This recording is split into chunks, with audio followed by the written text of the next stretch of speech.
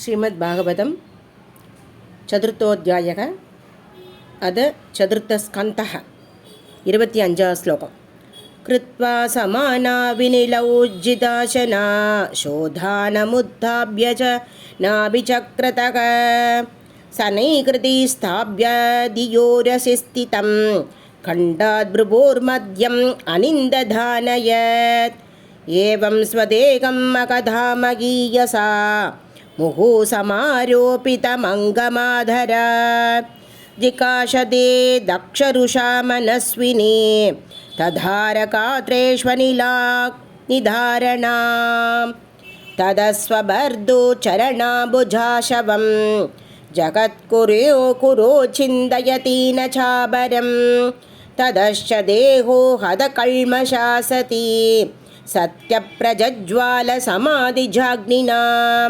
तत्पश्यतां के पुवि चाद्भुतं मकत् हाहेदिवादस्सु महान जायत हन्दप्रिया दैवतमस्य देवी जहावशून्केन सदी प्रकोपिता अहो अनात्म्यं मगधस्य पश्यत प्रजापतेर्यस्य चराचरं प्रजाः जगावशून्यद्विमाद आत्मजा सती मनस्विनी मानम् अभीक्ष्णमर्हति सोऽयं दुर्मर्षकृतयो ब्रह्मदृक् लोके बकीर्तिं महतीमवाप्स्यति यदङ्गजां स्वां पुरुषद्विडुद्यता न प्रत्यषेधन्मृतये बराततः वदत्येवं जने शत्या दृष्ट्वाशोऽद्यागमद्भुतं दक्षं दत्पार्शता